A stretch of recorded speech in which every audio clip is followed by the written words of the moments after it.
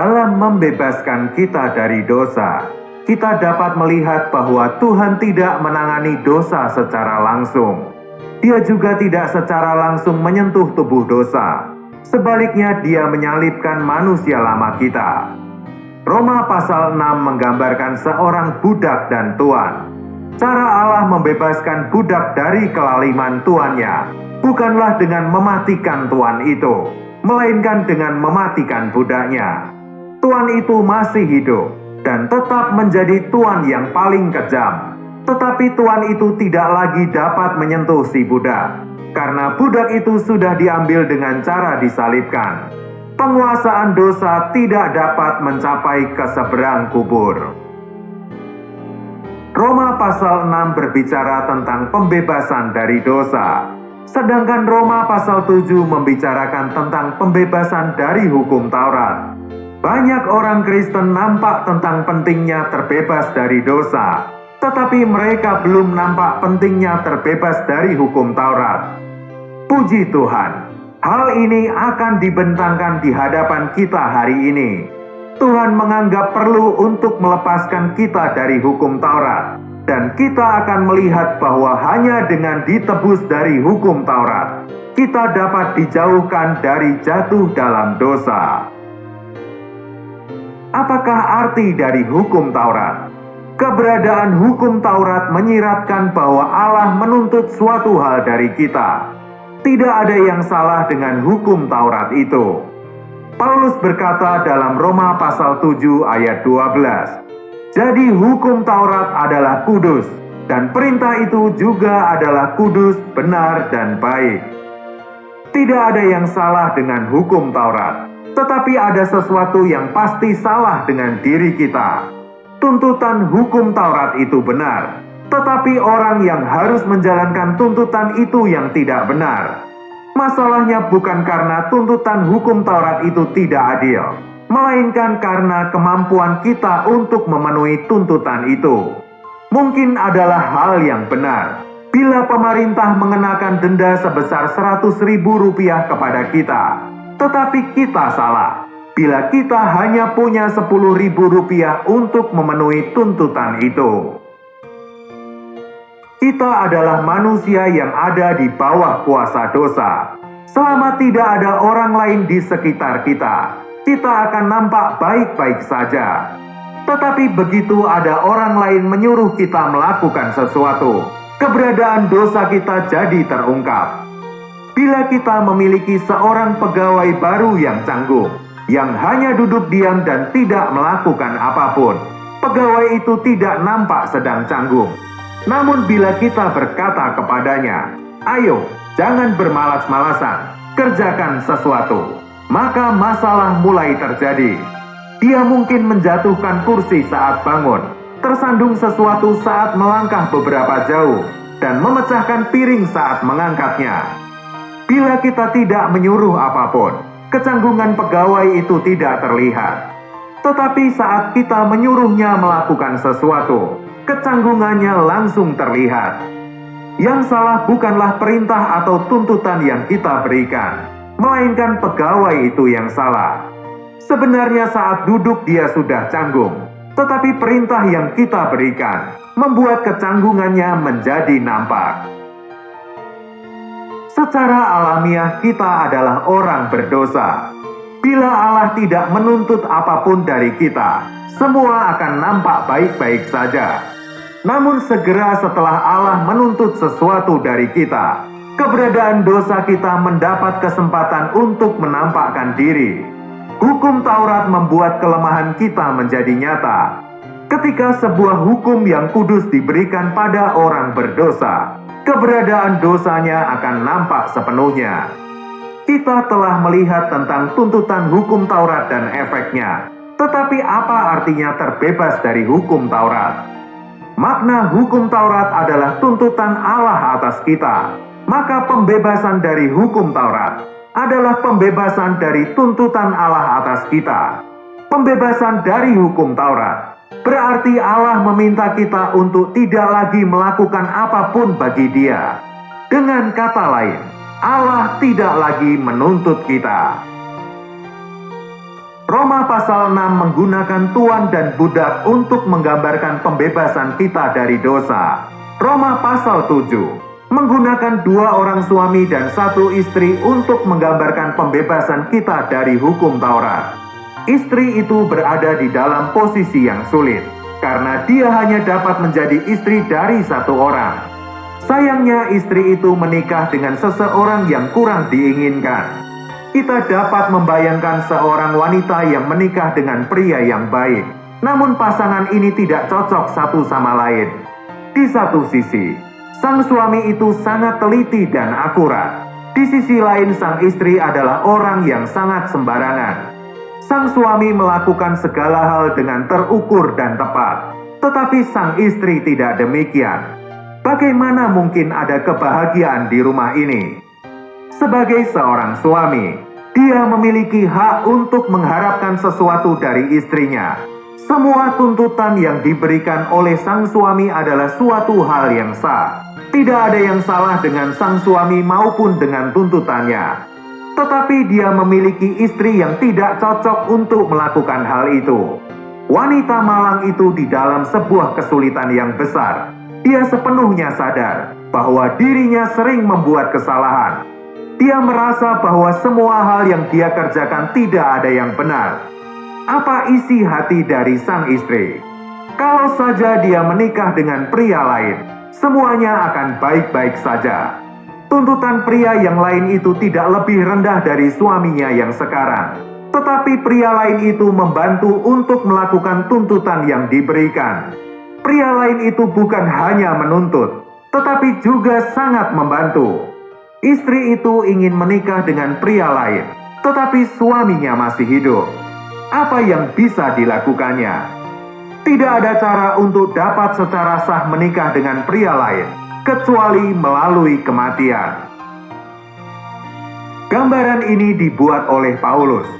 Suami pertama adalah hukum Taurat. Pria yang lain atau suami yang kedua adalah Kristus, dan kita adalah yang menjadi istri. Hukum Taurat meminta banyak, tetapi tidak memberi bantuan dalam melaksanakan tuntutannya. Tuhan Yesus menuntut lebih banyak lagi, tetapi Dia turut menanggung apa yang dituntutnya kepada kita. Hukum Taurat membuat tuntutan dan membuat kita tidak berdaya untuk memenuhi tuntutannya. Tetapi Kristus membuat tuntutan, dan Dia sendiri yang akan menggenapkan tuntutan itu. Tidak terlalu mengherankan bila sang istri ingin terbebas dari suami pertamanya dan ingin menikah dengan pria lain. Satu-satunya harapan istri itu untuk terbebas adalah melalui kematian suami pertamanya. Tetapi firman Tuhan mengatakan, sesungguhnya selama belum lenyap langit dan bumi ini, 1 iota atau 1 titik pun tidak akan ditiadakan dari hukum Taurat sebelum semuanya terjadi. Sehingga dalam hal ini suami pertama itu tidak bisa diharapkan untuk mati. Bila hukum Taurat tidak pernah berlalu, bagaimana kita dapat menjadi satu dengan Kristus? Bagaimana kita bisa menikah dengan suami kedua bila suami pertama tidak mati? Hanya ada satu jalan keluar. Bila suami pertama tidak mati, sang istri atau diri kitalah yang harus mati. Dan bila kita mati, maka hubungan pernikahan itu akan terhenti. Inilah tepatnya jalan pembebasan dari hukum Taurat yang diberikan Tuhan. Hukum Taurat tidak akan berlalu, tetapi diri kitalah yang berlalu. Hal yang penting untuk dicatat dalam Roma pasal 7 adalah transisi dari ayat 3 ke ayat 4. Ayat 1 sampai 3 menunjukkan bahwa sang suami harus mati. Tetapi di ayat 4 kita melihat bahwa sang istri yang harus mati. Hukum Taurat tidak mati, tetapi kita yang mati. Dengan kematian kita dibebaskan dari hukum Taurat. Kita perlu melihat bahwa hukum Taurat tidak akan berlalu. Tuntutan Allah yang benar akan tetap selamanya. Dan bila kita hidup, kita harus memenuhi tuntutan itu. Tetapi bila kita mati, tuntutan hukum Taurat itu tidak ada lagi atas diri kita. Hukum Taurat tidak dapat mengikuti kita setelah kematian. Prinsip yang sama juga berlaku dalam terbebasnya kita dari dosa. Saat kita mati, Tuan kita yang lama yaitu dosa akan terus hidup. Tetapi saat kita mati, akan sia-sia Tuhan itu memanggil-manggil kita. Dengan hal ini kita selamanya terbebas dari kelalimannya. Pertanyaan selanjutnya adalah bagaimana kita mati? Keagungan pekerjaan Tuhan hadir di titik ini. Roma pasal 7 ayat 4 menuliskan, "Sebab itu saudara-saudaraku, kamu juga telah mati bagi hukum Taurat oleh tubuh Kristus, supaya kamu menjadi milik orang lain, yaitu milik Dia yang telah dibangkitkan dari antara orang mati, agar kita berbuah bagi Allah." Kamu juga telah mati bagi hukum Taurat oleh tubuh Kristus. Saat Kristus mati, tubuhnya hancur, dan karena kita adalah anggota tubuhnya, kita juga hancur. Saat Dia disalibkan, kita pun disalibkan bersama Dia. Suami pertama itu mungkin sangat baik dan kuat, tetapi bila istrinya mati, sebanyak apapun tuntutan yang dibuat sang suami itu tidak berpengaruh kepada sang istri. Kita berada di dalam Tuhan Yesus ketika Dia mati. Kematian itu selamanya membebaskan kita dari hukum Taurat. Tetapi Tuhan kita tidak terus tinggal di dalam kubur. Pada hari ketiga Dia bangkit kembali. Karena Dia telah bangkit, kita juga telah bangkit. Karena kita ada di dalam Dia. Oleh tubuh Kristus, kita bukan hanya mati bagi hukum Taurat, tetapi kita juga hidup bagi Allah. Tujuan Allah mempersatukan kita dengan Kristus bukan hanya ada di sisi negatif. Hal itu sangat positif. Roma 7 ayat 4 yang barusan kita baca menuliskan, supaya kamu menjadi milik orang lain.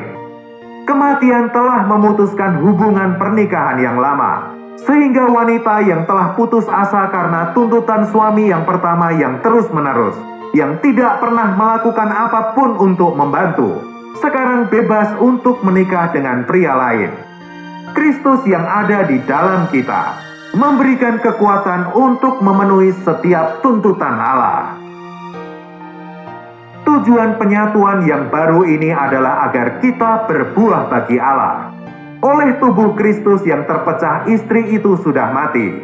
Dengan dipersatukan dengan Tuhan dalam kematian, Dia juga dipersatukan dengan Tuhan di dalam kebangkitan. Dalam kuasa kebangkitan Tuhan, Dia bisa menghasilkan buah bagi Allah. Hayat Tuhan yang telah bangkit ada di dalam dirinya, memberdayakan Dia untuk memenuhi semua tuntutan kekudusan Allah atas dirinya. Hukum Allah tidak dibatalkan, melainkan digenapi dengan sempurna, karena Tuhan yang bangkit sekarang hidup di dalamnya, sebuah hidup yang senantiasa menyenangkan Bapa. Lalu apa artinya dibebaskan dari hukum Taurat dalam hidup kita sehari-hari? Ini berarti bahwa untuk selanjutnya kita tidak akan melakukan apapun untuk Tuhan. Kita tidak akan berusaha dengan kekuatan alamiah kita untuk menyenangkan Tuhan. Bila kita berusaha dengan kekuatan kita untuk menyenangkan Tuhan, kita langsung ada di bawah hukum Taurat. Terbebas dari hukum Taurat berarti kita tidak lagi berkewajiban untuk memenuhi tuntutannya. Sekarang kita telah dibebaskan dari semua tuntutan hukum Taurat melalui kematian. Hukum Taurat masih terus dan akan terus membuat tuntutan. Tetapi seseorang yang bekerja di dalam kita dapat menyenangkan hati Allah. Tuntutan hukum terpenuhi, tetapi bukan kita sendiri yang melakukan apapun untuk memenuhi tuntutan itu. Allah dipuaskan karena seseorang yang lain mengerjakan apa yang diperkenan Allah di dalam kita. Sejak saat itu, kita tidak perlu melakukan apapun dengan kekuatan kita sendiri untuk melayani Allah. Dengan tidak melakukan apapun dengan kekuatan sendiri, kita sedang menyatakan bahwa apa yang dikatakan Allah itu benar, di mana diri alamiah kita hanya layak untuk disalibkan. Dengan menolak melakukan apapun dengan kekuatan alamiah kita, kita setuju dengan putusan Allah atas manusia lama kita. Dan karena kita mati, Tuhan dapat menyatakan hayat kebangkitannya di dalam kita. Kita telah menemukan cara sederhana untuk menempuh hidup kekristenan. Kapanpun hukum Taurat itu menuntut kita, kita harus berkata, "Tuhan, aku tidak mampu melakukannya. Aku juga tidak akan mencoba untuk melakukannya. Tuhan, aku percaya kepadamu untuk melakukan semuanya di dalam aku." Ketika kita tergoda untuk hilang kesabaran, kita dapat berkata kepada Tuhan, "Tuhan, aku tidak mampu untuk bersabar, dan aku pun tidak akan mencoba untuk bersabar. Tetapi aku percaya bahwa Engkau akan bersabar menggantikan aku." Demikian juga dengan perkara-perkara yang lainnya. Inilah arti sebenarnya dari dibebaskan dari hukum Taurat dan menjadi milik orang lain. Begitu kita melihat dengan jelas bahwa kita dibebaskan dari hukum Taurat, kita tidak akan lagi berusaha untuk memenuhi tuntutannya. Kelemahan hukum Taurat itu bukanlah karena tuntutannya, tetapi karena ia tidak berbuat apa-apa untuk memenuhi tuntutan itu. Namun Tuhan juga membuat tuntutan, tetapi Dia menggantikan kita untuk menghadapi semua tuntutan yang dibuatnya. Apa yang terjadi saat seorang wanita menikah? Dia tidak lagi menyandang namanya sendiri, melainkan nama orang yang menjadi suaminya. Dia bukan hanya berbagi nama, tetapi juga harta kepunyaannya. Hal ini juga berlaku untuk pernikahan kita dengan Kristus. Saat kita menjadi miliknya, semua milik Kristus menjadi milik kita. Dan dengan kelimpahannya yang tidak terbatas yang menjadi milik kita, kita mampu memenuhi tuntutan Allah dengan baik. Sebab itu, saudara-saudaraku, kamu juga telah mati bagi hukum Taurat oleh tubuh Kristus, supaya kamu menjadi milik orang lain, yaitu milik Dia yang telah dibangkitkan dari antara orang mati, agar kita berbuah bagi Allah. Tuhan memberkati.